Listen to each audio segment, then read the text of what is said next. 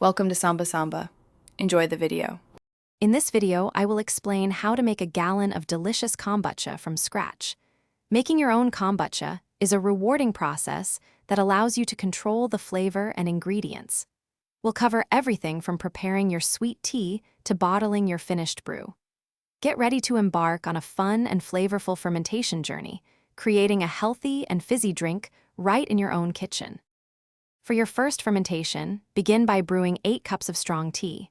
While it's hot, stir in 1 cup of granulated sugar until it completely dissolves. This sugar is the food for your SCOBY. It's crucial to let this sweetened tea cool down to room temperature, about 70 to 75 degrees Fahrenheit, before adding your SCOBY and 1 cup of starter liquid. This prevents harming your culture.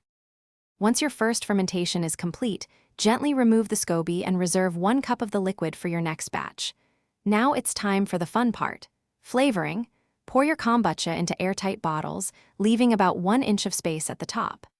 Add your favorite fruit juice or fresh fruit pieces. Seal them up and let them sit for 1 to 3 days at room temperature to build that wonderful fizz.